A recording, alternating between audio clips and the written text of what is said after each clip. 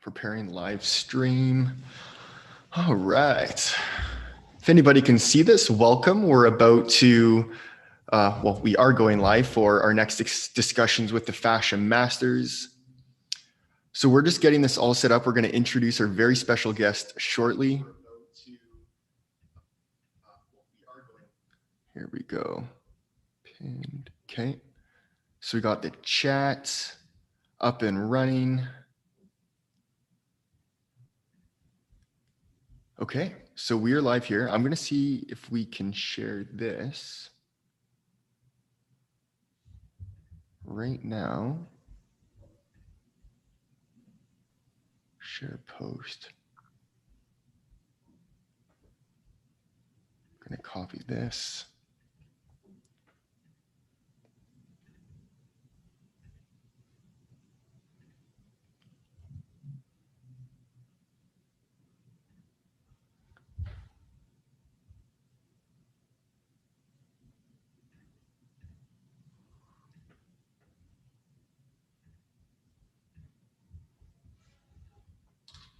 Okay, we're going to see if that worked. All right, so we're live. Let's begin. So Deanna, I'm going to let you take it away.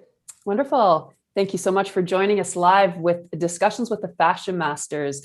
My name is Deanna Hansen. I'm a certified athletic therapist and the founder of Fluid Isometrics and Block Therapy. And I am being joined by my nephew, Quinn Castellane, the VP of Block Therapy, lead block therapist, and our very special guest, Chen Lizra. I am so excited. One of our community members connected Chen and me because she saw such a correlation between the work that we do and the benefits that we were accomplishing. So we have had the opportunity of having a couple of amazing discussions. And I just know that all of you are going to want to hear all about what she's doing and the amazing results that she's getting in her work. So welcome, Chen. Please share your story with us. Thank you so much. First of all, I just want to say that I'm so happy I got my blocks yesterday. Yay! Yay. I can't wait to get started and to try them and see what that does, especially because I'm carrying an injury for a while. So I'm really curious to see what that does. So thank you so much. And yeah, what do you want to know about my story? Because it's a big story. So you know what? Start at the beginning and take your time and just let everybody know who you are and what you're doing. And we love to hear your journey.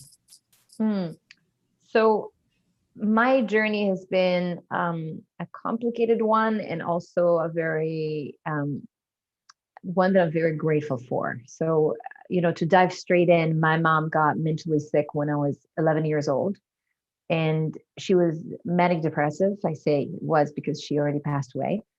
And having a mentally ill mom who hurt me, you know, not intending to, but not knowing what she was doing, or even just being her with her mental illness of snapping or changing emotions where that felt unsafe, and you know, living in an environment that wasn't stable, where she couldn't hold space for my emotional space in many ways, and she was motivated by changes internally that she couldn't control, that really hurt me emotionally on a regular basis. That really hurt so many things in my life, from boundaries, healthy boundaries, to the ability to trust, to showing vulnerability. I developed a really hard shell on the outside. I was really tough. Like, I became really hyperactive. I would talk a lot and really fast. I talk fast still, but not out of trauma. Tried to get a lot in, but that was like, people could not digest me. And I really lost a sense of home at one point. And I'm talking about home with me, with myself, just being grounded and embodied. And, you know, when we suffer some kind of trauma, we tend to shoot to the head and disconnect from what we cannot be in with the body. And I was so disembodied in so many ways, just running away from what is there because I couldn't process what is there. So that sent me on a really interesting journey around the world. I was trying to heal my own trauma and just to understand how bad that was. I mean, I suffered about 10 years of suicidal thoughts. I just couldn't live with my reality, and I couldn't get out of the reality. And I didn't know how to stop the suicidal thoughts. And I also didn't know how to heal myself from the trauma. So, and every time I tried and I spoke to people and I tried to figure out some things worked, but I wasn't really getting that resolved. And looking back at the journey that I had over 25 years, I understand now why, because so much of my base was broken and it wasn't one thing that needed to be corrected. And very few things work with such a deep trauma that really heal. So I luckily for me, I got to travel around the world. I lived in Japan and studied Zen Buddhism in an old traditional dojo. I've been in Cuba for the last 16 years, learning through the body somatic stuff and including specializing in learning about seduction.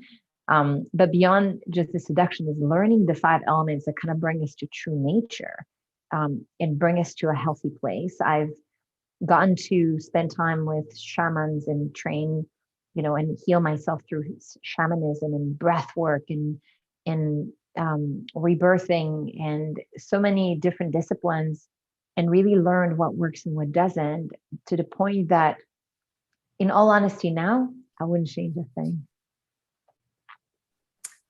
Thank you so much for sharing your very personal story. That takes a lot of courage. And I definitely feel a lot of similarities in the guarding that occurs from the traumas from childhood and all of those things. And I want to hear about the seduction stuff. Can you dive in a little bit deeper? Because this is amazing. Great, the seduction. Of course, why not? It's funny you say that, because when I originally went to Cuba, I lived in Vancouver in Canada, and I had dance academy, and I started a dance academy, and I went to Cuba in order to train and dance with professional dancers, the best of the best. And something was constantly drawing me in to come to Cuba, and I couldn't put my finger on it. A couple of years later, or a decade later, I did a TED talk about some of the seduction called The Power of Seduction in Our Everyday Lives, and now has more than 10 million views. And it's kind of funny because the seduction was so powerful in Cuba, and yet it wasn't the real deal. But I'll talk about the seduction before we go why it wasn't the real deal. So what I loved about seduction in Cuba was how natural it was for men to be men and women to be women, and to learn this wisdom within us that really attracts and magnetizes and also makes us feel amazing about ourselves. And most of the time when we talk, especially in North America, about seduction, we tend to think of pickup artists. We tend to think of what we've seen in the culture. And as a result, we have a really bad image of seduction, of the word seduction, so tinted with something that we go, ugh, that we don't want around. Plus, we have Christian, we have Catholics have been, bad girl if you're sexy. So we've got different things that tint how we see seduction. But what I loved about the way seduction is viewed and taught in Cuba, and there's more than just the seduction itself, there are other elements to it, is that it's, first of all, it gives you elegance and this possession of yourself, this classiness, this quietness of being yourself. And then there's the sabrosura, the softness. It's just, magical, that when you feel it in the body, it feels so good. And I think that at the core of it, what I've learned from them, that it's about self-worth, it's about self-value, it's about the values that you come from at home are really important for being able to learn that, to align to that. It's about self-love.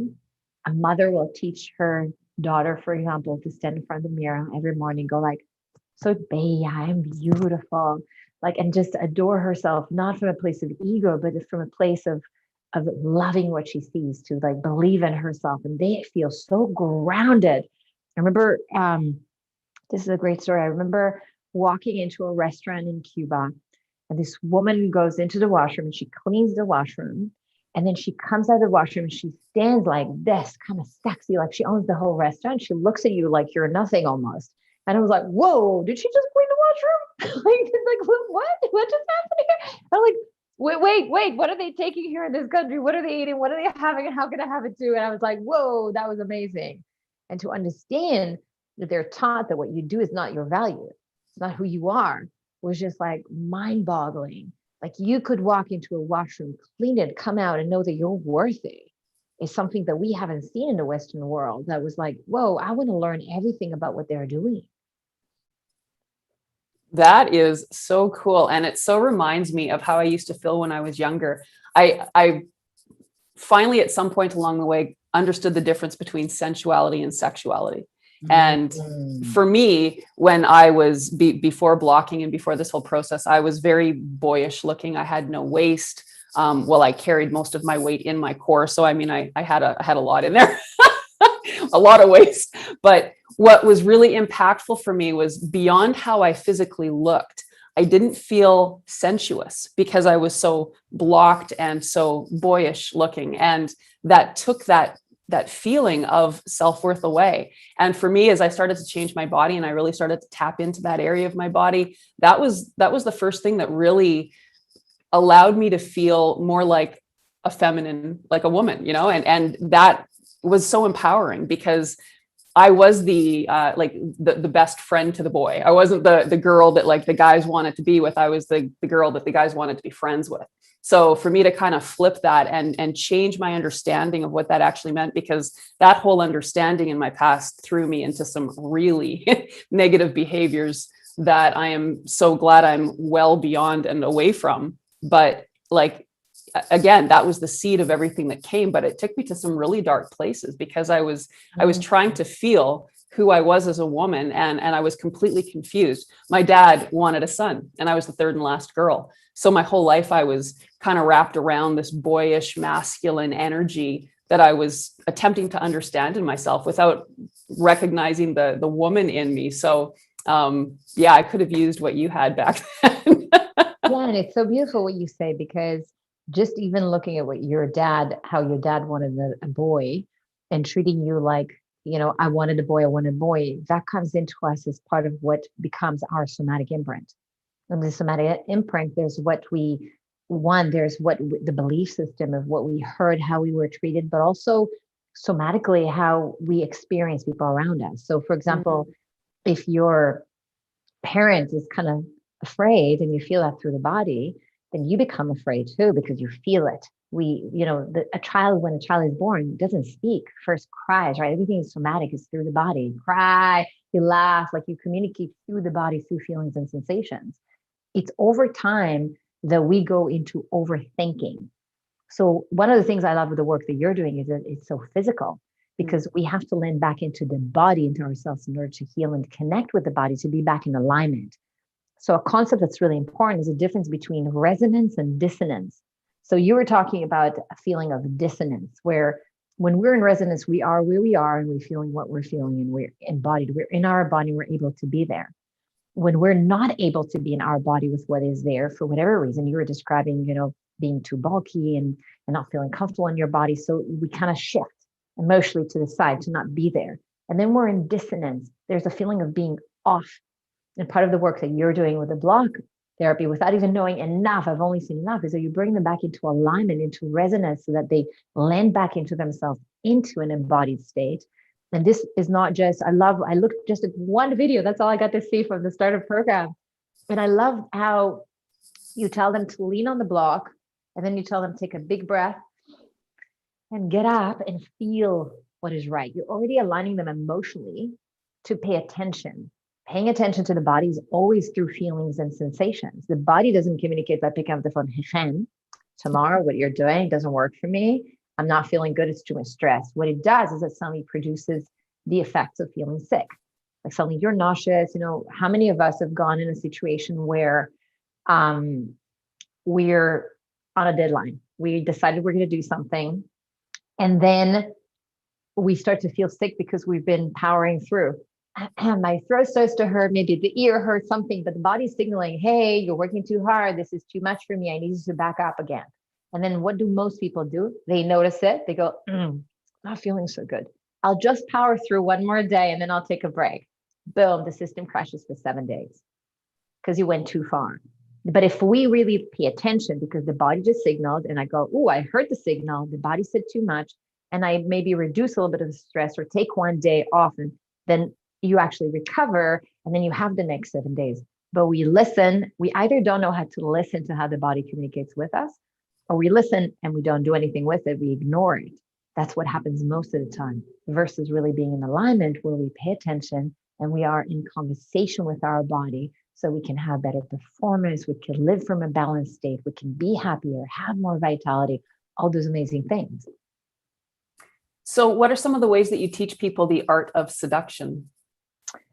Oh, the art of seduction. So here's a little one. All right. So here's me just looking at you.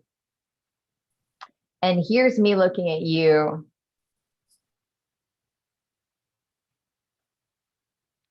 And that's a different kind of look when you're blushing. So you're good. You're good. It's just amazing what you learn in 15 years of learning seduction. Here's the thing about seduction when when you want to bring it out. It's the intention, the internal intention that matters. That's a little tip. So for example, when I changed the way I look, I changed what I was feeling in my body and what I'm communicating. So that might be something like, "Te gusta? Do you like it?" And then it's just a thought. But as I really land into that feeling in my body and I start to express it on the outside through my body in a somatic way, you start to feel it, which is also a vulnerable place because we're really exposing that we want. And in seduction, you have to be able to be with rejection and not, I love the way they like the word have rejection armor. So not only rejection armor with charm. So when people ask me, for example, about my TED Talk and they say, how did you get the TED Talk? I love telling that story, that how I seduced them into letting me do the TED Talk. I was like, I'm going to do TED Talk. Everybody was like, you're crazy. There are 1,000 people apply. I said, no, it's already happened. I just haven't made them see that. And they're like, you're still crazy. And I was like, and then I started seducing them into it. And I swear to God, it wasn't sexual seduction, but I was like, I showed them something and then I got them to see like a concept and that kind of right at the, where it was interesting. I was like, oh, I got to go. Yeah, we'll continue with that next week. Like there was a whole seduction going on, like attracting them to the whole concept of it. So, so with seduction, when I originally came to them with the concept of what I wanted to do, it was a story about my mom. And it took me about 4 months to get in front of the right person that I needed to stand in front. And I showed him my concept. And the first thing that he said to me was like, nope, no, I don't think that's your TED Talk. Like that's been done a million times. Oh, most people walk away and that says, oh, damn, it took me 4 months and I didn't get it. What I heard with the interpretation, like when you have like the rejection armor on and you come with charm, I was like, oh, you said you don't think this is my TED Talk. What do you think is my TED Talk? Because he had a thought there and he was like, well, I think you should do it about seduction. I'm like, I could talk about seduction at TED. It's like, yeah, absolutely. I'm like, ooh, like, you got my curiosity. Let's do it, But it's that when you're coming from a place of seduction, you got to be able to heal what inside you is injured from the trauma, to have enough self-worth so that when the no comes in, you don't take that personally. But if someone comes and they're coming towards you and they're saying to you no, and now let's say my self-worth was really low because my mother didn't receive me or my father wasn't present emotionally, whatever it is that was there that impacted me emotionally, then he might say no. They're like, oh, I never get the things that I want in life. And we go into that emotional state. That's fantastic. I love that. It's about patience too, which is very much, I think, a feminine quality. And we teach that when we connect with that exhale before responding, that gives you that moment to get out of the reactive, okay, I'm feeling rejected mode. It gives you that ability to dissipate that negative emotion and then communicate from a place of action instead of reaction. So, so many things that are aligned. It's so fascinating. I totally want to train with you. I want to learn how to flirt. Oh, I can teach you that for sure. I'm sure you can. I have no doubt. And it's interesting what you just said, because when we breathe in, so in breath work, when you breathe in, that's considered masculine. And by the way, just to say that for everybody to know, we all have masculine and feminine energy. So when we're saying masculine and feminine, I'm not saying this is the man's and this is the woman's. Right. So when we breathe in, breathing and inhaling is masculine. That's the doing. That's that what I call intention. And then in the exhaling, that's the feminine. That's where the surrender is. Right? So that's what you were talking about basically just now. Wonderful. And just one more distinction for the work that we do. One of the things that when you're healing trauma, that's really important. It's not wrong in the work that you do, but it's really important when we try to shift traumas. is that we stop using the terms negative and positive emotions, and we just treat them as emotions. Why? Because when we tag emotions as negative, let's say we look at the emotions that are really what we're saying, it's uncomfortable being with them. Let's say pain and sadness and shame and fear. So we start to tag them as negative. Our instinct, our human instinct, is to want to get rid of them, to not feel them because we consider them negative. But if we look at all of the emotions as just emotions, they're not even positive, they're just emotions. Then one of the things we teach and what I do in healing trauma is that all we have to do is bring the trauma to the surface and then be met emotionally in a somatic way. Like what I do is I link my nervous system to yours, and then I can feel what is going on in your body. I can feel when you're sad. I can feel when you feel the shame. I feel it with you. We are wired as human beings, as babies, as grown-ups, to feel another person feeling us. This is why when we see, for example, a child, a young child, feel something that's really hard for them to hold in the body. That could be sadness, that could be pain, and they're crying and they're really upset, having tantrums about it because it's too much for their nervous system to carry by themselves. We take the child, we put them in us, and we rock them, and we kind of calm them down. What is happening in that moment is that that child is feeling the mother or the father, whoever took them, let's say the mother, holding them, and they're feeling them, feeling them. They're feeling the mother, feeling them, and that calms them down. And that helps the body release that emotion, that moment, like, okay. When trauma is created, what happens is that we are left alone in that moment to feel what we were feeling, and no one feels with us what we're feeling. And it's too much for our nervous system to integrate those emotions back and to process them, to release them. So then we shut down. If we're lucky, we shut down those areas to protect the nervous system from frying. Because if not, what I see when I'm working a lot with clients one-on-one is that, let's say a sister comes and she's okay, but the brother is in a mental hospital, was not able to shut down that area. So if we're lucky enough, we were able to shut it down to protect ourselves. And then what happens, that area remains shut down. So we go a year, two, whatever, depending on also the trauma. But at one point, we get to the point where something's holding us back in an area or more in our lives. Suddenly, we're not getting the promotion that we want. We don't have the confidence to go after it.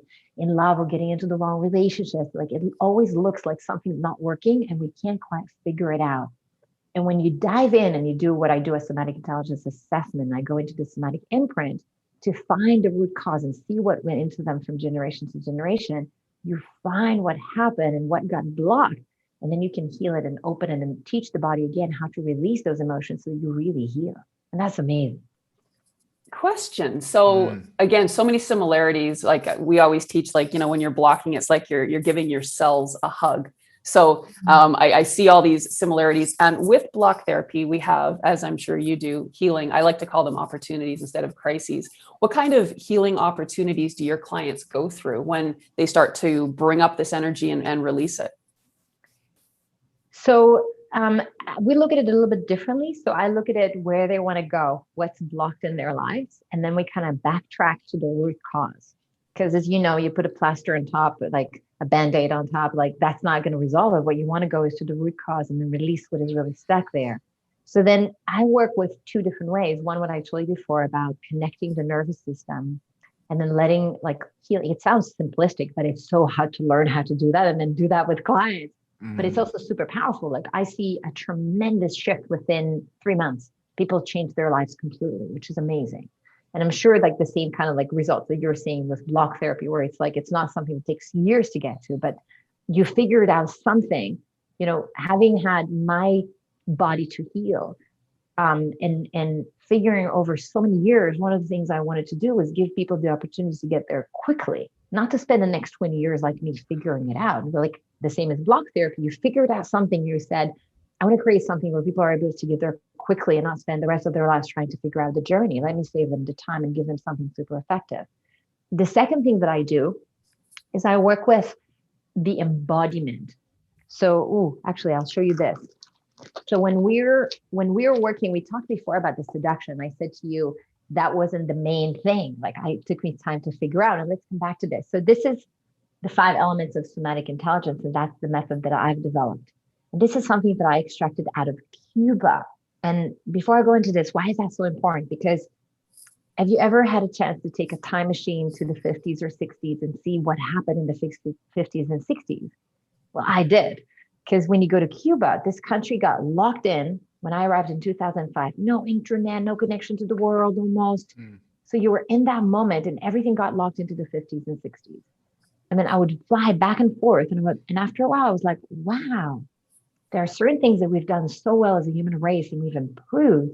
And there are certain things that we've really destroyed.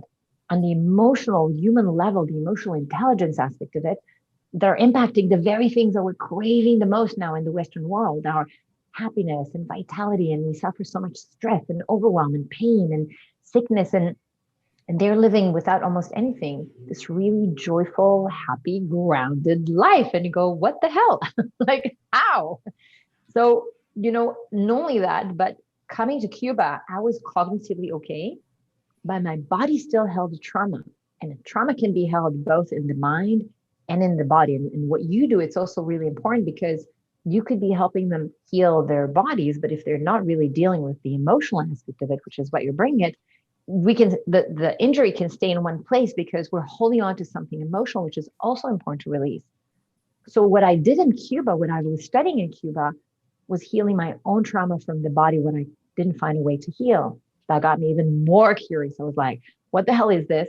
Can I extract this? Can I get it out of Cuba? Will it work in other places? Will it work in every culture? And so the last 16 years, that's what I've done. And that's what led to the 5 elements of somatic intelligence. And what I found is that they have 5 somatic elements. One is elegance, that possession of ourselves linked to our confidence and self-worth. The second one is intention. So this is the being, this is the doing. This is connected to meaning and drive. So drive needs to come from in to out, which is why I called it the benefit is meaning. The third one is tempo. This is where the enjoyment is. Let's go, have fun, let's party. We need balance, right? In the Western world, we're working way too much responsibility, not enough fun. When we don't have enough fun, the body gets sick. The body's out of balance. Then we have the sabrosura. The sabrosura is really that sensuality that you talked about. And that sensuality is like, it looks like this. It's like to move like this, I have to go through a journey in my heart, not just to meet, for me, my femininity, and there's femininity also in men, but also to be able to let whatever there is to come out. So if I'm condensing down pain and I don't want to feel it, I can't get that soft because that softness is like the pain will make it hard. So this is the element of love. And then we have the mystery, which I can tell from your personality, you love the playfulness and the mystery. That's where seduction and charm live. So originally I thought it was about the seduction. I did a TED talk about seduction. I was like, woo, seduction.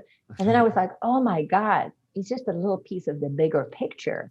This is our somatic intelligence. This is the intelligence, the wisdom inside of our body. And when we really have them in the right amount, in the right mix, we are back to our true nature. So how do we get to that? Like, how do I get this to bring this back to good place? We were born naturally in the right place, but then things happen and they throw us off. So what we assess is like, we want to see where they need to be. And we're looking at it in the context of life stage. Am I in my 20s, 30s, 40s, 50s, 60s?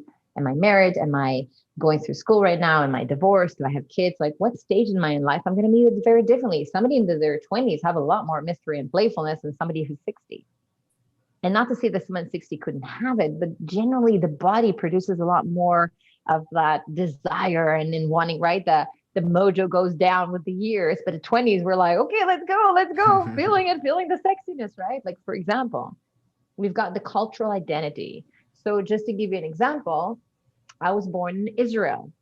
Israel is a very direct culture that's very much about intention. There's a lot of joy and enjoyment in the country. We were very good with these 2 elements. And then these have gone down over the time. We've become more aggressive and less soft. We are very good with playfulness. But then I moved to Canada. And Canada was all about the humbleness. It was more about elegance, less intention. not so much of the tempo. There was a lot of sabrosura, definitely zero mystery in Canada. Like, not the place. I was like this weird bird, exotic bird flying around talking about seduction in Canada, right? I lived in Japan. I lived in Australia. I lived in Cuba. Hello, seduction went 100%. We need this based on the cultural identity of where we live. And then we have the self-identity. We have our personality. Am I an introvert? Am I an extrovert?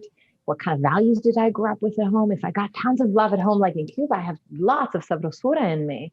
But if a lot of people coming from, let's say, Poland, when I work with people from the ones that I experienced, I want to generalize the whole culture, say, yeah, affection wasn't so common, let's say, as it is in Cuba, right? That affects how we meet this.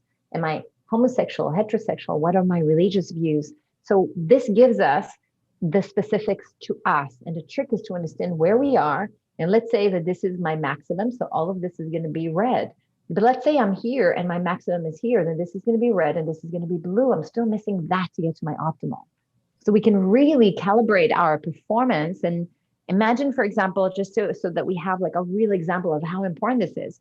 If I had something happen to me in life that impacted my self-worth and self-confidence, I will most likely be embodied like this because it's impacting how I feel. So for one, I'm protecting and I don't feel very comfortable exposing myself. So I drop down in. So now you feel about yourself like this, and I put you into elegance and an embodiment of self-worth. What will come to the surface is everything that's resistant to that, everything that you believe about yourself, every trauma that you've had, and then we can heal that.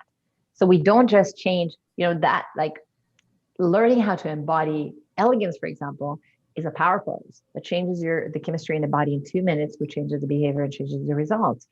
So by changing how we embody ourselves, we change how we feel about ourselves, we can change really how we live life. So we work with these two modalities to basically shift people and heal them. Oh, that is so amazing. I just love this. It's just taken the whole conversation to a totally different level. And I agree, there's not a lot of mystery in Canada. We need to bring some mystery to Canada, Quinn. I was going to say either that or let's just go travel when we can. When we can. Yeah, we need to get to Cuba. Oh, that sounds like just paradise, being in a place where you're back in the 50s and 60s and there's no internet and just... And the flirting, okay, look, you have personality that likes seduction. So let me draw this picture for you. So you're walking on the streets in Havana. And first of all, men look at you like this. And when they look at you like this, they look at you and they don't think, I want to F you, excuse me. But they think, you are gorgeous. You are absolutely gorgeous. You walk around and men look at you like you're gorgeous and you start to feel gorgeous. You go like, ooh, okay, feeling gorgeous. Okay. And then they start to say really beautiful things and they're masters of seduction because they grew up from a very young age with this being natural in the culture. So they lower the voice to a really bass kind of voice, like, Linda. And they say that and you get goosebumps and be like, oh, that felt good. So I say that when you need really high self-worth and you want to raise up that battery, you know how you plug in your iPhone or whatnot and the battery goes like charging and then goes up? I go to Cuba to charge my self-worth battery and go like, let's go. Let's take on the next challenge. Let's go. Wow. That's super cool. And we're so afraid of this energy these days because, and I want to say that because I think it's important because of Me Too and because of how power has been used in the Western world by men in the wrong way and the patriarch kind of controlling that. Mm-hmm. It's scary for us to go into the roles of being feminine and masculine and for men to be men and for women to be women. And also with all the fighting for equality because women have been, discriminated against when we're talking about feminism. We are sometimes afraid to just land into that very natural energy. And I think that we are at a different stage in our life where a movie like Wonder Woman became so popular, not for nothing. It's because, for example, a woman can be so strong. You're so strong and yet you're very feminine now. And you're not at your maximum of femininity yet. You're at a good place compared to where you were there, but there's more femininity in you. Like you have more sabrosura and you have more mystery than what you know yet. You love it. It's calling you. You can feel it. There's more, but you're very joyful. So you have in your personality a lot of tempo. You've got a lot of intention. You're at capacity. You're at your maximum intention. There's no more intention. And then you've got something about you that's very elegant, also coming from Canadian culture. Canadian culture is beautiful for being humble and really kind of keeping in that sense in your lane in a good way, and then doing your thing. So when you start to add for you, for example, sabrosura and mystery, you'll see that you'll shoot up further because suddenly it will activate the other elements further. So how do you work with men? I'm assuming you work with men. I do work with men. I spend a lot more time with women just because, out of everybody that comes, there's at the best, we have 90% women and 10% men. So we tend to speak more to women. But here's the beautiful thing with men. Men were conditioned to not speak about their emotions. And it's much harder for them to, in that sense, where they start to connect with what they're feeling and work with them. So for example, when I'm working one-on-one with men, a lot of the times the first step is to teach them how to connect with their emotions and how to speak them. So they need like an extra step. Most of them, not all of them. Sometimes, like I worked not so long ago with a coach who was a leadership coach. Man, his emotional intelligence was insane. So it's not like all men are, but most of the men that come need help learning how to slow down from their mind and really like they're using a peripheral part of what is possible for them and teaching them how to slow down and how important these emotions are for their performance and for what they'll be able to. What it gives them is the ability, they come a lot of times to work on what they want to achieve, not in relationships, but in business. Most of the time, men will come more for that, where women will come sometimes for business and sometimes for relationships. Sometimes men will work on relationships too, but most of the time they come to work because they're really dedicated to wanting to lead a company better or team, or that's what they're interested in more. So when they start to develop this kind of like new level of empathy towards themselves, and then as a result, more empathy towards the people around them, their leadership shifts to a whole new place. But hold on, let me turn that down. So just bringing them back into their emotions, being able to process that, making them aware of the fact that there is a trauma there that impacted them. Again, men were trained to put a tough outlook on the outside, show that they're doing well, carry it by themselves, resolve it if they can by themselves, not ask for help. So I find that when men are able to tap into that emotional side of themselves and land into their emotions and really connect with what is going on with them, their transformation is exponential. Because they start from a place where that didn't even exist in the conversation a lot of times, and then they're able to jump to a whole new place. And it's beautiful. And the other thing is for men, what I love with doing the body work with men is that, well, women tend to go more towards the sabrosura and the femininity. I love connecting men to that. So when you're going in there and you're starting to get them connected to their bodies, that place, men have a primal energy in their body. So that, like that thing activates them. They go, oh yeah, ooh, let's go, and then bringing into that, the softness, for example. So getting them first going and they're able to go, ooh, like that comes in because that is just primal to activate it. And then adding into that, for example, like energy of that softness, not in a feminine way like women, but if I do the same thing, like this is, let's say, for women, and then if we can do the same thing for men, just connecting with that energy and suddenly softening inside them to that place and learning how to hold these both energies, having that, and then it's like, whoa, amazing. Men are not very good at multitasking. Women are very good at multitasking. Men love, not to say that no men can multitask, many men can, but by default, men are better at doing one thing at a time. Let me finish this, then come to me with the next thing. And women are like, I'm holding the baby, I'm ironing, I'm at the same time talking on the phone, and I'm running a business. It's like, and the man goes like, let me finish this email, like, then I'll be with you. So being able to connect these two things together, for example, suddenly expanding is amazing. I got to tell you this funny story. I was training this couple that flew me into Cuba, this VIP couple. And they wanted to bring into their relationship the seduction. I know you love the seduction, so I have a story about seduction for you. And it was just amazing because to teach her to tap into her seduction was all about teaching her how to let go of, they were both leading companies. how to let go of that masculine energy that women get into in order to succeed and to compete in a business world that's mainly masculine. So they take on more masculine energy and sometimes forget about their feminine, and they're afraid to show their femininity of fear of being considered weak. For him, what was really hard, you're going to laugh, but that was the truth, is that he had a really hard time going from thinking about something, like making decisions, and then going to feeling. So a man going from thinking to feeling is normally harder to do. So I cracked it for him, for his personality. All night I was like, how am I going to teach him this one piece that's missing? And then in the morning I ran in Cuba to the internet. There was no internet. I'd like an hour. I was running around the city trying to figure out what place will have internet. And then once I found internet, where am I going to be able to print this? Eventually I print these IQ cards, the IQ test. And then I did this thing with him where the instructor that I brought to work with me on this, male instructor, was standing in one place and she was standing on the other side. And I said, okay, I'm giving you 60 seconds on each side. One place, you got to resolve the IQ thing and tell him which one is the right one. You have 60 seconds each time. And then you got to go back to her, 60 seconds. You get between 1 and 10. You got to kiss her till she goes, well, I don't know where north is. I said to her, do not, like seriously, the kind of things that I do, but I love my job. I love my work. So, and I said to her, don't fake it. Don't help him. Don't come to him and go like, oh, it was an 8, but it was really a 6. Like, say it what it is, because you're going to make him win by doing that. So he runs to the first one.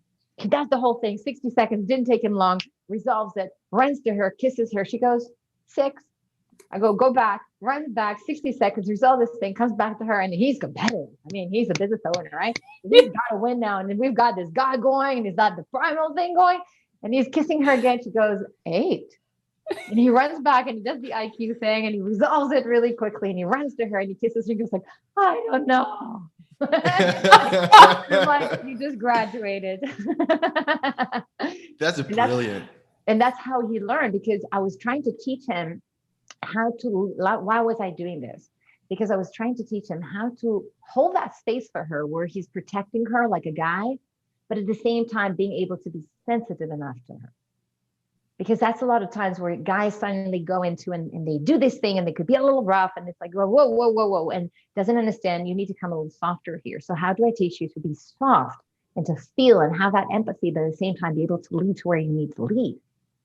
So that was like amazing. Then the other thing was teaching them, because I know you love the seduction stories, was how to take and diffuse moments of conflict. So I took a moment of conflict after a whole week of teaching them all this stuff. I said, okay, let's use your seduction now and all these elements that you've learned how to embody in a whole other way to shift like a conflict that you have. What is the fight that always repeats? And she goes, oh yeah, I come home and I want to, they're both divorced with kids and I want to do a schedule of how we're going to do things. And he comes from work and he gets upset and doesn't want to work on it, but I need to know what's going on. We always have a fight about this. It constantly repeats the same thing. I said, great. So I take her to the side and I give her what she's going to do. And I said, we're going to play role here. You're coming home, pretend like you're coming home and you're meeting him. And he comes through the door and she comes up to him and she goes, baby, come. And she starts seducing him to the as if they're going to deliver him, and she gives him a drink. And then she goes and she starts to go like this. And she goes, so do you mind if we do the whole schedule now? and he says, no, not at all. And then she pushes him back. And I stopped and I said, what happened just now? She goes, and she starts crying. He never says that to me. And I said, yeah, but you never came to him like this. And it took a moment of working with this then through what was going on. They were so stuck in their roles to kind of heal what was going on and help them flow through that, to understand there's another way that this could work. Like that, she doesn't even need to go to sex from that. It's the energy of being playful, of being, how we come to one another to diffuse these situations rather than go boom, boom, boom, masculine against masculine. She came feminine to masculine. She kind of like went like this, right? And men can do that too. Wow. And isn't that what is needed in the whole world? I mean, everybody's butting heads right now. If we could all learn the art of, relating in the balanced way that we all have the capacity to be, I think that, everything would be so different than what it is right now. So that's just fantastic. I'm loving this. And the relating, one aspect of it, like I said, is the elements. But when we look at emotions, and if, one of the things, I just finished a support group for a program that we did, a virtual retreat that we did for the wisdom of embodied femininity. And in this group, I taught them how to relate on a deep level, like what we do in the trauma healing. And they were for 12 weeks together, learning how to be exactly where they are feeling together. So you come in, instead of pretending, you're coming and going like, what are you feeling? I'm feeling sad right now. And then someone like, we're feeling the sadness, like really deeply related. All the masks named down. They've become such a strong support and belonging for one another. And there is so much healing going on. And you're absolutely right. I think that one of the things that we saw during Corona, and I think it's really important to name it, one, people stopped and they couldn't keep themselves busy. And anything that they've shoved down emotionally that they've ever hidden came to the surface and they had to feel it. So all the traumas came to the surface. And then on top of that, there's a collective trauma. And collective trauma, well, like you could feel it, Sally, and you could feel some of these energies. I was overwhelmed as someone who's working with this, had to get trained on how to deal with the collective trauma layer of it. So collective trauma, there's collective trauma in Colombia, there's collective trauma in Germany with the Nazis, there's collective trauma in Israel with all the wars taking place, there's collective trauma in the US with the Black people. There are so many collective traumas that we're like, I looked at the stats just now. 70% of adults in the US suffered some kind of trauma. 70%. So everybody's almost walking around with trauma, and then we don't relate to it. And that's so related to what you're doing with the body. Half of these injuries are because of what people are carrying emotionally that they haven't resolved. It then translates into being hurt physically in the body. Yes. That's a big thing. Like I even learned this past year or so is I've done a lot of different kinds and modalities of healing. And I realized a lot of it is like an emotional trauma stored in the body. And block therapy 100% has the capability to help release that, but you have to allow it to let go. And that's something that I'm learning and I'm still trying to integrate as much as I can, but the ego always can get in the way as well. And you're just like, no, just push it away. But it's like, no, let's address it and let's get to it. So that's why changing a lot of daily routine and habits, I've changed a lot in the past year or two. And I'm not going to say it was forceful. It's just because like I kind of needed to in a way. And that even like meditation, I know so many people meditate. Everybody has their own different way of meditating, but that's really good for programming my mind for the rest of the day. Or if I'm feeling off or in like a really agitated state, sometimes meditating isn't good for me. And I actually need to get on the block and feel the pain so I can connect to actually something physical that can help bring me to more of that relaxed state to be able to release any emotion. Or you've been trained from a young age because you started at 18. That's a really good place to start training where there aren't, if you didn't go through trauma in your childhood, that was a really good way to imagine if we trained our kids like this from a young age, whether that's, the block therapy, whether that's the emotional healing, whether that's the trauma healing. People who already have the trauma, a lot of the times they understand they need to heal it.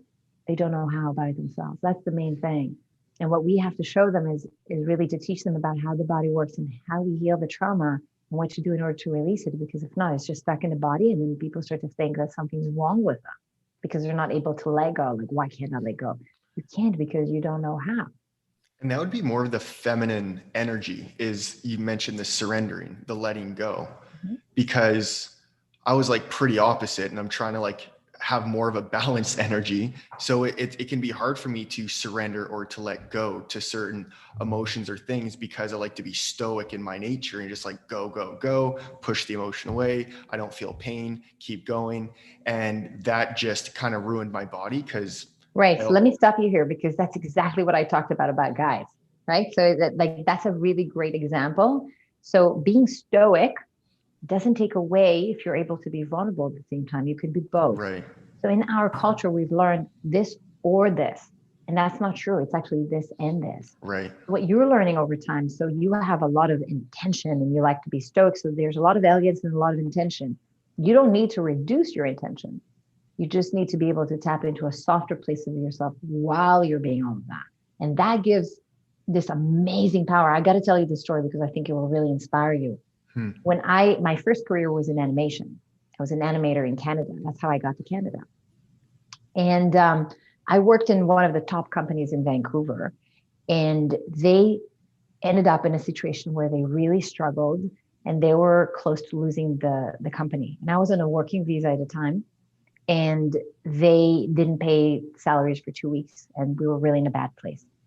And there were two male partners, and one of them had a wife and 2 kids, and he decided to quit the company because he couldn't take the chance. And I will never forget the day that his partner, the one who stayed with the company, came down to our floor. I think we had 300 employees or whatnot. And he had a conversation with us. I will forever be inspired by that. He started crying and he said, I never thought that I would ever be in a situation where my best friend, whom I started this company with, would walk away. And I'm brokenhearted right now.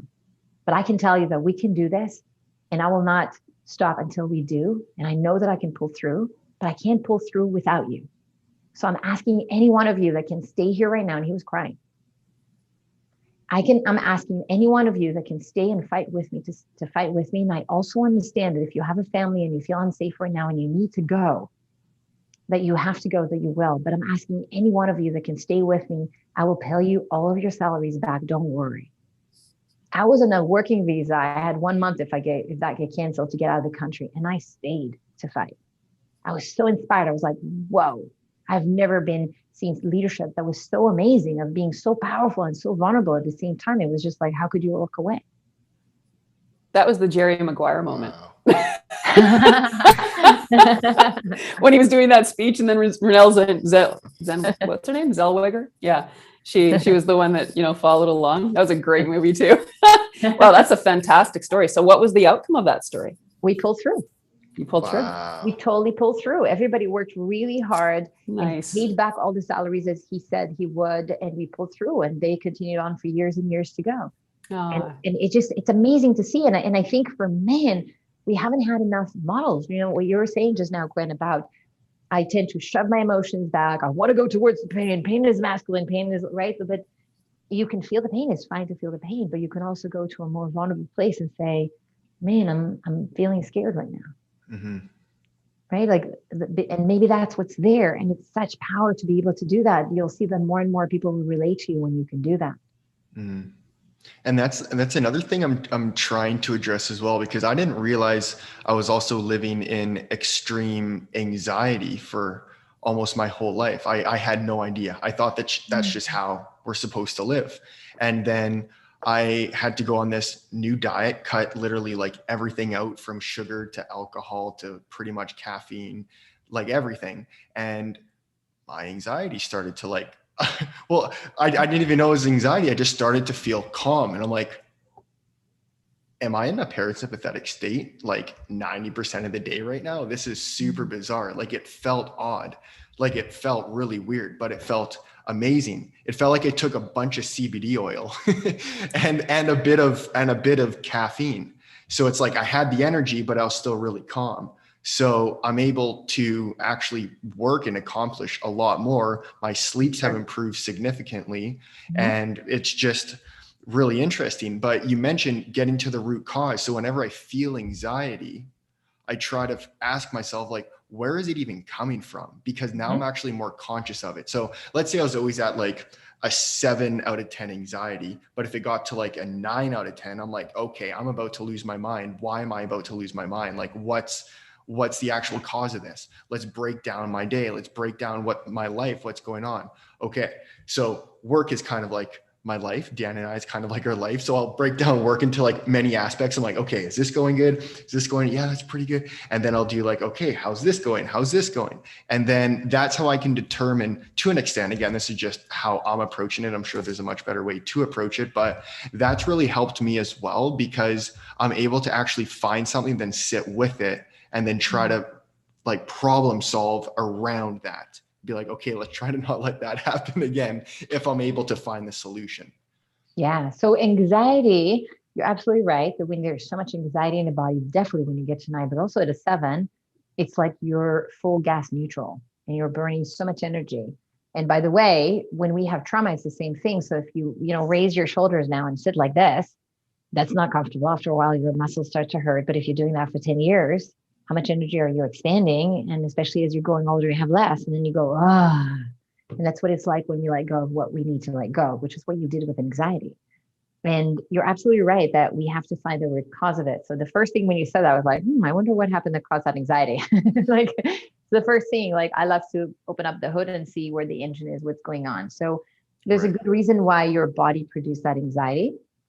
And there might be still something there. If you're noticing that there is anxiety on a regular basis, come and do a somatic intelligence assessment and let's figure out what's underneath that, because your body's not supposed to be in constant anxiety. There's stress produced from when we're doing things, and being able to, sometimes even stress motivates us to do more. There's good stress, but when it gets to the point where you're not feeling good and you're in anxiety 9 and it's like impacting your performance and your energy level and your vitality, there's something else going on. That's your body signaling that something needs attention.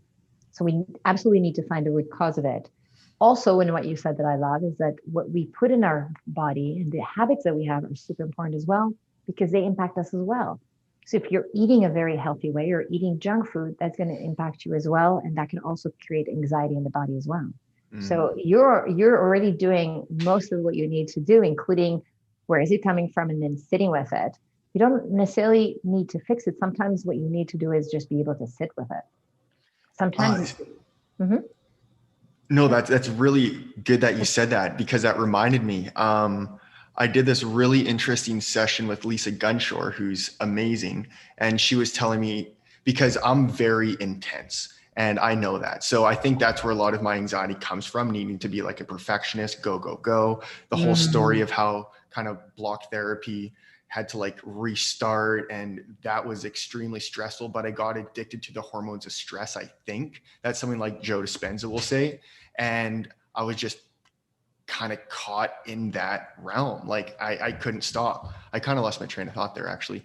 But you had the perfectionism, which is really important. So perfectionism, right. we are trying to achieve something that's unattainable, and then we're putting a lot of pressure on ourselves. When perfectionism becomes a real thing, that can create a lot of anxiety in the body, because we're never satisfied with what comes, and we're always pushing ourselves more, and it's just more and more and more and more, and you can't attain it. Right. And this is what Lisa was saying. She said, because I'm an intense person doesn't mean that's a bad thing. It's really good that you're really intense. It's just addressing the shadow side and learning that. So your shadow self, I believe it's called, something like that. So that's something that I'm learning to do to help create that balance for myself. Because I can be like, oh, I was way too intense, or, oh, I did this. And then I'd get down on myself. But instead of getting down on yourself, you're just learning from who you actually are, addressing the shadow side, sitting with it, not being fearful of it, but just understanding that's just a reality. And then it's kind of like finding that root cause in a sense, but it's finding the shadow and it's just accepting it. Yeah. And so think about it like now you're getting down on yourself. So that's you thinking about something and then speaking to yourself in a certain way. We're in the mind, and then come back to the body. And in the body, when you start to dive deeper into the layers that are there, there's something else. You might be angry at yourself. The feeling is like when we get to the root cause of it. And when you can feel that anger, let's say, you'll feel frustration, for example. That's the way you'll call it. But really underneath frustration is, let's say, anger or even fear. Maybe you're not happy with how you've done things. Maybe fear, I'm not doing well enough. Like you have to land. And then when you land into these feelings and you can land into that and just feel that anger and like, and then also add sabrosura. If we added some sabrosura and softened you a little bit, so you're not losing the intensity would stay there, but then we get a little softer towards yourself, kinder. That sabrosura will come with self-compassion. So now you're in that moment where let's say you didn't hit what you wanted, you're kind of able to go, okay, that's where I want to go. And I'm not happy with where I'm at. So I'm feeling maybe sad right now. Be able to be with that sadness, but I'm able to give myself a hug and go like, you did good. I love you. You're amazing. And that's where the sabrosura comes in. we, especially when we train other people and you're a trainer, to be able to be self-compassionate towards ourselves. We know that when it's so easy to do it on someone else, right? Like you go like, hey, slow down, pace yourself. But then we drive ourselves sometimes so hard forward, right? Is to learn to bring that self-compassion. A good habit that I took on is that when I make mistakes and I take on and chances, so I make mistakes, there's no way of taking a risk and advancing. And the same as when you're doing with block therapy, you got to take risks out there. You got to try new things. And some things are going to fail and some things are really going to really hurt when you make the mistakes. And the first instinct every human being has, we want to beat ourselves up for the mistake. Man, that was stupid. Why'd I do that? I could have done better. And beat. Like, but at the end of the day, first of all, it already hurts. In the body, you feel the pain because you made a mistake. So it's like, already hurts. So now on top of the pain, you need to stand with a stick and beat yourself up. That's double the pain. That's way too much pain. So what I do when I make mistakes, first of all, I own up to it.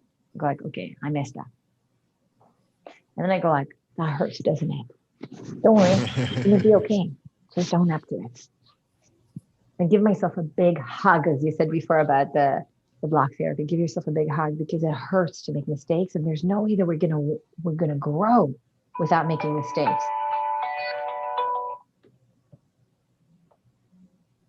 That's just so lovely and profound. And we need to get back on a call because I think we could probably talk for hours and hours. And I think everybody that's listening is going to be so intrigued and they're going to want to reach out to you.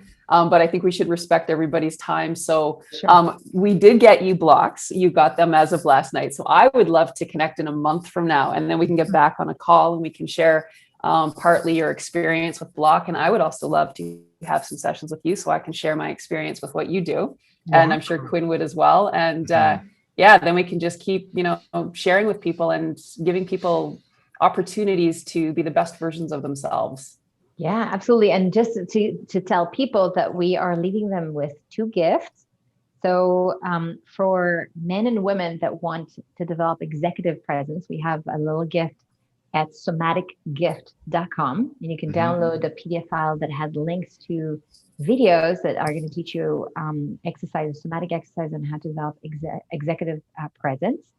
And for the women wanting some of that deliciousness that we talked about, we have a gift for embodying your femininity, also videos connected to a PDF called femininetruenature.com. So either somaticgift.com or femininetruenature.com. Go have fun with it. Perfect. Thank you so much. And I just added those into the chat again there. So anybody who wants to pick those up, it's just in the chat there. And then if you're watching the recording, I'm going to have that in the description below. But yeah, carry on, Diana. I was just going to say, thank you so much, Chen. And do you have any last words of wisdom before we let you go?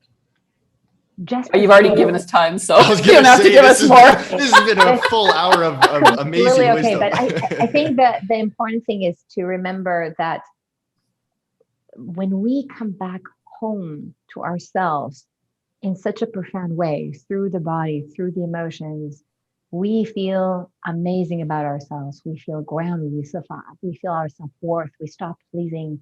We go after our purpose. We come to a place where life is an expression of our soul. And I think that that's something that every human being wants to feel. And it takes work to get there because the wisdom is not in the channel of the ancestors anymore from generation to generation. And it takes bravery and courage to meet ourselves emotionally like that. So people just have to make that decision and decide that it's something important for them and to make that a priority. Thank you so much for your courage, for your persistence to get this out to people, and for your generosity for sharing with our community. And I cannot wait until we connect again next month and we see where we all come. We'll all be these calm, balanced, amazing people. Let's do it. Let's do it. And seductive. Don't forget. You betcha. Okay, say that one word one more time. I gotta make sure I know how to say it. The sabrosura. Sabrosura. Yeah, and you go with the sabrosura. Sabrosura. I'll practice. Wonderful. Well, thank you so much again. And Quinn, any last words from you? No, again, thank you. This has been really informative. Like this whole time, I'm just like, okay, there's so much to learn from like this whole different realm that I don't really tap into much because primarily maybe because I'm a male. I'm not going to use that as an excuse though, but this has been very interesting. A lot to learn from you. I'm very interested in doing a session and I can't wait to connect again in about a month or so and see how we've all improved. Saprosura. There you go. All right. Well, thank you everyone so much. And please comment and we'll see you soon.